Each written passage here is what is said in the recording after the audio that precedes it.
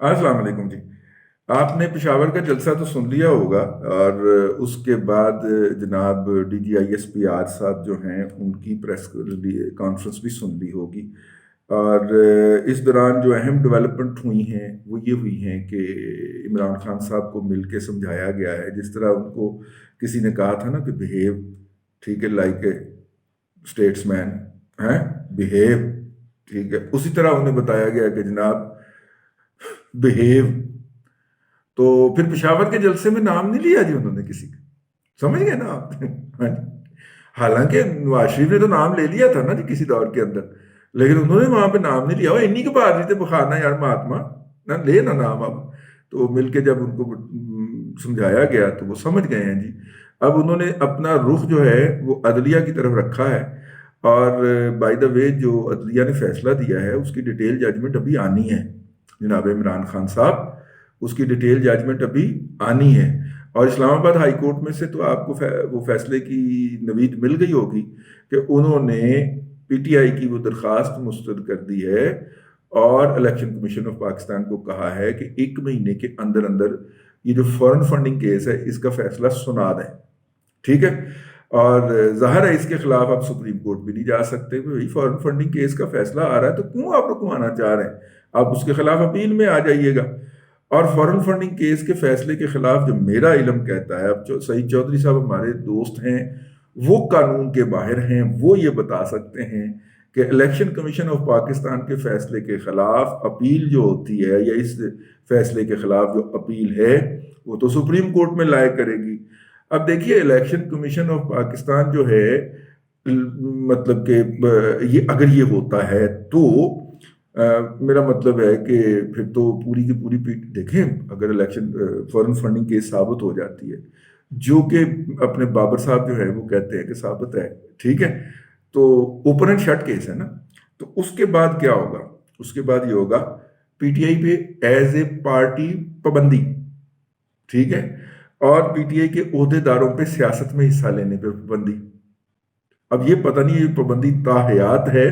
یا اگلے 5 سال کے لیے ہے، اور کیا یہ لوگ کسی دوسری پارٹی میں شریک بھی ہو سکتے ہیں اپنے سیاسی سرگرمیوں کے لیے یا نہیں، یہ پتہ نہیں ہے۔ یہ ظاہر ہے کہ پھر وہی بات ہے کہ بات سعید چودھری تک جائے گی، اور سعید چودھری آپ کو آج کل پتہ ہے کہ یوتھیوں کی ٹارگٹ کا نشانہ بنا ہے، پہلی دفعہ سعید چودھری صاحب بنے ہیں تو ان کو غصہ بڑا چڑھا ہوا ہے، اوپروں روزہ لگا ہوا ہے سعید چودھری صاحب نے، اوپروں روزہ لگا ہوا ہے، ٹھیک ہے۔ تو اب پتہ نہیں سعید چودھری صاحب کیا رائے دیتے ہیں، یا رائے دیتے بھی ہیں کہ نہیں دیتے، لیکن جو ہے وہ چڑھے گی جی وہاں پہ سپریم کورٹ کے ہتھے۔ تو آخری اٹیمپٹ جو تھی وہ ناکام ہو گئی، 1 مہینے کی تاریخ دے دی ہے، میرا خیال ہے کہ فیصلے کو آئے بھی کوئی 3-4 روز ہو چکے ہیں، تو باقی 20-25 دن رہ گئے ہیں، تو 20-25 دن کے اندر اچھا ڈرامہ لگ سکتا ہے۔ شاید اسی لیے ہی 21 تک جو ہے وہ نیشنل اسمبلی کا جو سیشن ہے وہ سوری صاحب نے پوسٹ پون کیا ہے، شاید اس لیے ہی کیا ہے کیونکہ ان کا خیال ہے کہ ایک فورم ان کے پاس ہوگا تو اس سے وہ کر پائیں گے۔ استعفے ان کے منظور ہو گئے ہیں، وہی والی جو ہے وہ سوری صاحب پتہ نہیں وہ کیوں ہیڈ کر پا رہے ہیں، حالانکہ ان کے خلاف جو ہے وہ عدم اعتماد کی تحریک بھی جمع کروا دی گئی ہے، اور پتہ نہیں نئے اسپیکر کا انتخاب کیوں نہیں کر پا رہے۔ ہماری جو حکومت ہے، چاچو جو ہے وہ آڑیاں جاڑیاں میں لگے ہوئے ہیں۔ تو خیر اینی ہاؤ کوئی اسٹریٹجی ہوگی ان کے پاس، اور اسٹریٹجی ان کے پاس وہی ہے، وہ جو صاحب جنہوں نے پچھلی دفعہ تلوایا تھا ان کو، وہی میں دیکھ رہا ہوں آج کل بھی صفحے اول کے اندر نظر آ رہے ہیں، وہ لا منسٹر جو تھے پچھلی دفعہ، ہیں، وہ جنہوں نے تلوایا تھا ان کو، وہ گورنر صاحب پنجاب کے گورنر جو رہے ہوئے ہیں، شاہد احمد صاحب کے بھائی زاہد احمد صاحب، تلوا دیا تھا نا پچھلی دفعہ، یہ جو اپنا وہ جو گوشواروں میں سے ختم نبوت کا خانہ نکلا تھا تو ان پہ الزام لگا تھا نا۔ ہاں، تو خیر زاہد احمد صاحب، بریگیڈیئر حامد کے صاحبزادگان جو ہیں ان کے ساتھ بڑی قربت ہے میاں صاحبان کی، اور ان کو ہمیشہ ساتھ رکھتے ہیں جب بھی اقتدار میں آتے ہیں۔ تو خیر زاہد احمد صاحب جی آگے پائے جا رہے ہیں، ان کے مشوروں سے یہ سارے کام ہو رہے ہیں، اور پی ایم ایل این کی اور اپوزیشن کی مسلسل چھترول ہو رہی ہے پی ٹی آئی کے ہتھوں بغیر کسی وجہ، لاجک یا جواز کے۔ تو خیر یہ تو ایک دوسری طرف ہم نکل گئے، لیکن ایک تو یہ ہو گیا کہ انہوں نے یہ کرنا ہی کرنا ہے، اور پی ٹی آئی نے جتنا گند بجانا ہے وہ چاہ رہی ہے کہ وہ سسٹم کے ساتھ ریلیونٹ بھی رہے اور سسٹم کے ساتھ ایسوسیٹ بھی رہے، اندر خانے گند بھی مچائے رکھے اور سسٹم کو چلنے بھی نہ دے۔ عمران خان نے خود کو 1 مہینے کی جو ہے وہ مدت دی ہوئی ہے کہ 1 مہینے میں وہ اس حکومت کو گھٹنوں کے بل لے آئیں گے، ٹھیک ہے۔ اور کیونکہ جو ہوتی ہے اتحاد کی حکومت جو ہوتی ہے اس کے لیے جب فیض کا چشمہ جاری نہ ہو تو اس کو سنبھالنا بہرحال ایک بڑی مشکل بات ہوتی ہے۔ ہاں جب فیض کا چشمہ جاری ہو تو پھر جناب وہ حکومت بڑے سکون سے چلائی جا سکتی ہے، اور چلائی جاتی رہی ہے، پونے 4 سال ہم نے دیکھا ہے۔ تو خیر واپس آتے ہیں اپنے موضوع کی طرف۔ تو یہ جناب حکومت جو ہے یہ کرے گی اور ضرور کرے گی، اپوزیشن پی ٹی آئی جو ہے وہ کرے گی اور ضرور کرے گی، اور کیوں نہ کرے۔ تو وہ بہرحال ان کو جو سمجھایا گیا تھا کہ پائن ہے نہیں کہہ رہا، انہوں نے نہیں کہا۔ اب آ گئے ہیں وہ عدلیہ کی طرف، اور عدلیہ کا میں نے آپ کو بتا دیا کہ ابھی ڈیٹیل ججمنٹ باقی ہے، اور اگر انہوں نے کراچی والے جلسے کے اندر عدلیہ کے بارے میں منہ ماری کی تو ہو سکتا ہے پھر ڈیٹیل ججمنٹ کے اندر ان کے بارے میں کوئی زیادہ پھل بوٹیاں جو ہیں وہ نہ ڈالی جائیں اور کانٹے بو دیے جائیں ان کے لیے، ٹھیک ہے، کہ ان کے پاؤں کے اندر کانٹے چبھیں۔ ان کا خیال یہ ہے کہ اس سے پہلے وہ اس حکومت کو لے دے جائیں گے۔ تو یہ 2 ایسے پہلو ہیں، یہ 2 ایسے موضوع ہیں جس کے اوپر پی ٹی آئی کو جو ہے وہ اس میں ہونا چاہیے۔ جتنے شاطر ہیں عمران خان صاحب اور جتنے شاطرانہ طریقے سے وہ کھیل رہے ہیں، اب اس میں ایک بات اور ہونی ہے، اور وہ بات یہ ہونی ہے کہ جس طرح انہوں نے مذہب کے چوغے کے اوپر اور حب الوطنی کے چوغے کے اوپر ہاتھ ڈالا، یہ 2 جگہوں کے اوپر انہوں نے ہاتھ ڈال دی۔ اب حب الوطنی کا سرٹیفکیٹ دینا یا غدار قرار دینا، یہ پاکستان کے اندر گزشتہ 75 سال سے ایک ہی ادارے کی منوپلی رہی ہے اس کے اوپر۔ اب وہ کہتے ہیں ہم اے پولیٹیکل ہیں تو ہم ان کی بات کو یقین کر لیتے ہیں، لیکن ہمیں یاد ہے کہ حمید گل صاحب جو تھے انہوں نے 92 کے اندر مجھے ایک انٹرویو دیتے ہوئے بتایا تھا کہ پاکستان کے اندر ماشاء اللہ نہیں آئے گا۔ میں نے کہا جی کیوں؟ انہوں نے کہا کہ جتنے بھی اب جرنیل آئے ہیں یہ وہ لوگ ہیں جنہوں نے پاس آؤٹ ہوتے وقت کبھی بھی یونین جیک کو سلوٹ نہیں کیا، تو چونکہ انہوں نے یونین جیک کو کبھی سلوٹ نہیں کیا تو لہٰذا یہ سبز ہلالی پرچم کو سلامی دے کے نکلے ہوئے ہیں، تو یہ یقیناً کبھی بھی ماشاء اللہ نہیں لگائیں گے۔ لیکن انہی کے ہی پرسنل سٹاف افسر رہنے والے پرویز مشرف نے نہ صرف کہ ماشاء اللہ لگایا بلکہ حمید گل صاحب کو برف کی سلوں پر لٹا کے ان کو تشدد کا بھی نشانہ بنایا۔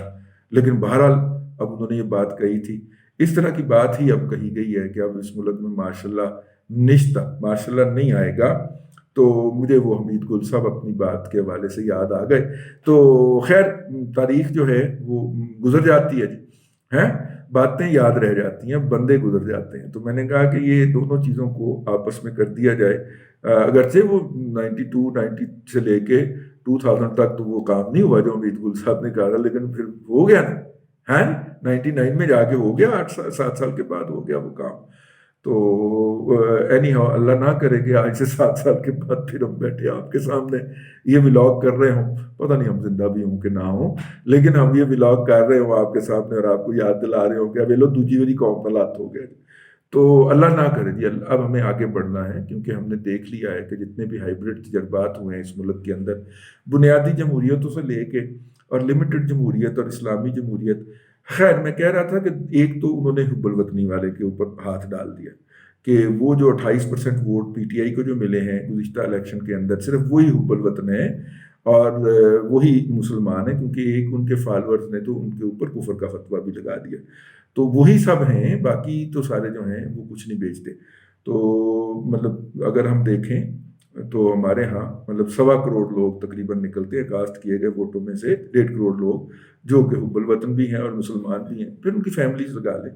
باقی سارے غدار ہیں، ٹھیک۔ تو یہ تو بات قبول نہیں ہوگی نا، ان کو بھی قبول نہیں ہوگی جن کی اس کے اوپر دکانداری ہے یا منوپلی ہے، وہ بھی نہیں چاہیں گے کہ کوئی جناب اس طرح کی ان کا جو کارڈ ہے وہ چھین کے لے جائے۔ اور دوسرا انہوں نے ڈالا ہے مذہب کے اوپر ہاتھ،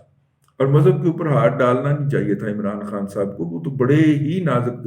دھاگے سے بندھے ہوئے ہیں۔ منشی صاحب وہ جلندھر والے منشی صاحب،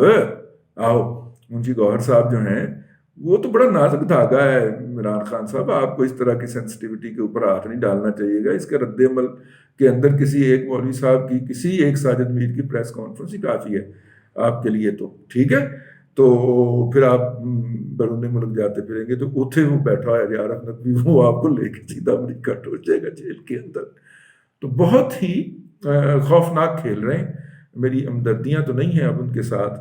ٹھیک ہے، لیکن مجھے دکھ اس بات کا ہو رہا ہے کہ وہ اپنے اس سیاسی، جسے کیا کہنا چاہیے، مطلب کہ جلد کے اندر، اس کے اندر جو ہے وہ اپنی زندگی بھی خراب کر رہے ہیں، عذاب کر رہے ہیں، اور دوسرے پاکستانیوں کو بھی ایک خراب مستقبل سے جو ہے وہ کیا کہنا چاہیے بالمشافہ کرانے کی کوشش کر رہے ہیں۔ میرا خیال ہے کہ اگر وہ ایک سپورٹس مین ہوتے، کیونکہ وہ نہیں ہیں، اب تو یہی ثابت ہوا ہے، اور سپورٹس مین اسپرٹ کے ساتھ یہ گیم کرتے اور اگلی باری کے لیے انتظار کرتے، یار ایسی بھی کون سی بات ہے کہ دنیا مک چلی ہے، تو اگلی باری کے لیے انتظار کر لیتے تو ہو سکتا ہے کہ ان کے لیے کچھ ہمدردی کا ووٹ مل جاتا۔ اب وہی یوتھی ہیں، بیرون ملک میں وہ ایک دوسرے کو کھانے پہ بلاتے ہیں، مختلف لوگوں کو، اور کھانے کے دوران وہ زہریلا پروپیگنڈا کرتے ہیں، اور دوسرے جو ہیں، مطلب مجھے بتایا گیا کہ امریکہ کے اندر بہت سارے گروپس جو بنے ہوئے ہیں، ایک ڈاکٹر صاحب بتا رہے تھے کہ ان کا پروفیسر ہے، وہ کہہ رہے تھے کہ ہمارا جو پروفیسرز کا گروپ ہے اس میں بھی ان کا زہرناک پروپیگنڈا آنا شروع ہو گیا ہے۔ ایک ہمارا ہاسپٹل کے سٹاف کا واٹس ایپ گروپ بنا ہوا تھا جس کے اندر صرف پروفیشنل باتیں ہوتی تھیں پہلے، تو اس کے اندر بھی آنا شروع ہو گیا پروپیگنڈا۔ پھر انہوں نے بتایا کہ ایک فیملی کا گروپ تھا، پتہ نہیں انہوں نے گروپ ایڈمنز کو پیسے لگائے ہیں کہ وہ ان کا خطرناک اور گھٹیا پروپیگنڈا جو ہے وہ دھڑا دھڑ ان گروپس میں ڈالنا شروع ہو گئے ہیں۔ تو یاد کیجئے، میں نے اپنے 2 ولاگ پہلے ان لوگوں سے جو ان کی اس بک بک سے اریٹیٹ ہو رہے ہیں، میں نے ان کو عرض کیا تھا کہ حضور جوابی بیانیے سے شکست دی جاتی ہے، یہ نہیں تو وہ جو آپ نے ڈیفنس کا اپنا ایڈوائزر لگایا تھا محیط یوسف، اس سے پوچھ لیں۔ مجھے یاد ہے کہ اس نے جیو پہ بیٹھ کے آج سے 8 سال پہلے کہا تھا کہ طالبان جو ہیں وہ ایک نظریے کا نام ہے اور نظریہ کبھی نہیں مرتا۔ آپ کو اگر انہیں شکست دینی ہے تو ان کا کاؤنٹر نریٹو یا جوابی بیانیہ لے کے آئیے، ورنہ آپ ان کو ختم نہیں کر سکتے۔ یہ وہ as a employee of an American think tank امریکیوں کو بھی سمجھا رہے تھے، اور وہاں پہ بھی اس حوالے سے آرٹیکل لکھ رہے تھے، اور ہمارے میڈیا پہ آ کے بھی کہہ رہے تھے۔ میں ان کی بات مستعار لیتا ہوں کہ بھائی جان،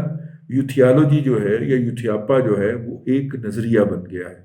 آپ مانیں، اس سے ڈس ایگری کریں، آپ جب تک اس کا کاؤنٹر نریٹو جوابی بیانیہ نہیں لائیں گے، یہ کسی نہ کسی شکل کے اندر اسی طرح معاشرے کو بیمار بھی کرتا رہے گا، اور اسی طرح آپ کے اور میرے گھر کے اندر سن بھی لگاتا رہے گا۔ یہ سن میں نے اپنا عمران شفقت صاحب سے لفظ لیا ہے۔ سن یہ ہوتی ہے کہ دیوار کے اندر سوراخ کرنا۔ جو چور آتے ہیں، ڈاکو کیا کرتے ہیں، چور جو ہوتے ہیں نا، وہ تو چور آتے ہیں اویلیبل تھنگ لی اور شرپ ہو گئے، ٹھیک ہے، لیکن ڈاکو جو آتے ہیں وہ پوری پلاننگ کے ساتھ آتے ہیں۔ گھر کی ایسا دیوار جو گلی کے ساتھ لگتی ہو، بھلے وہ سائڈ کی دیوار ہو، بھلے وہ پچھلی دیوار ہو، ٹھیک ہے، اور خاص طور پہ گاؤں دیہات کے اندر پچھلے اندر کے اندر چیزیں نہیں چھپا کے رکھی جاتی، قیمتی چیزیں ہیں پچھلے اندر رکھی ہوئی، ٹھیک ہے، تو پچھلے اندر کو پچھلی سائڈ سے یا سائڈ کی سائڈ سے وہ اس کی دیوار کے اندر اس کو سوراخ کرتے ہیں، کھپا کہتے ہیں، جس کے اندر سے بندہ اندر گھس سکے، ٹھیک ہے۔ اور گرمیوں میں نارملی ہوتا ہے، کیونکہ گرمیوں میں نارملی گاؤں دیہات کے لوگ چھت پہ سوئے ہوتے ہیں یا صحن میں سوئے ہوتے ہیں، تو وہ پیچھے سے دروازہ کھولتے ہیں، اندر کوئی نہیں ہوتا، تو وہاں سے وہ داخل ہوتے ہیں، چپکے سے وہ ڈکیتی کر کے نکل جاتے ہیں۔ تو سن جو لگانے کی کوشش ہو رہی ہے، اس سے کیسے بچا جائے گا، اس کے اوپر ہماری آپ سے گفتگو جاری رہے گی۔ اوورسیز پاکستانیز جو ہیں وہ یوتھیوں کی ایسی محفلوں کے اندر، افطاریوں کے اندر، سحریوں کے اندر جانے سے اجتناب کریں، ورنہ پھر ان کی اگلی نسلیں جو ہیں وہ عمران خان کو امام مانیں گی اس زمانے کا، ٹھیک ہے، اور نعوذ باللہ من ذالک، نعوذ باللہ من ذالک، نعوذ باللہ من ذالک۔ ایک نے زندیق نے تو اس کو نبی بھی کہہ دیا۔ اللہ تعالیٰ ہمیں ایسی جہالت سے بچائے جب آپ اپنے بچوں کو ٹائم نہیں دیں گے اور یہ چیک نہیں کریں گے کہ کالج یا اسکول میں جا کے وہ کن لوگوں سے پڑھ رہے ہیں، کن گھٹیا لوگوں سے پڑھ رہے ہیں۔ خاص طور پہ پرائیویٹ اداروں کے جو اساتذہ ہیں، یہ وہ ریجیکٹڈ اور ڈیجیکٹڈ لوگ ہیں جن کی نہ کسی سرکاری جگہ کے اوپر نوکری ہو سکی، کسی سرکاری یونیورسٹی میں نوکری ہوتی نا میرٹ کے اوپر، وہ بھی نہیں ہو سکی، سفارش کی بنیاد کے اوپر پرائیویٹ یونیورسٹیوں میں بھرے گئے ہیں، اور انہوں نے اگلی نسل کا وہ رگڑا پھیرا ہے۔ کسی دن آپ موقع دیں گے تو اس کے اوپر بھی ہم ڈیٹیل سے بات کریں گے، کیونکہ جب یہ رگڑا پھیرا جا رہا تھا تو اس وقت میں بھی ایک پرائیویٹ یونیورسٹی میں پڑھا رہا تھا۔ ٹھیک ہے، بس اب تک کے لیے اتنا ہی۔ اللہ آپ کو آسانیاں عطا کرے اور آسانیاں خلق خدا میں تقسیم کرنے کی توفیق عطا کرے۔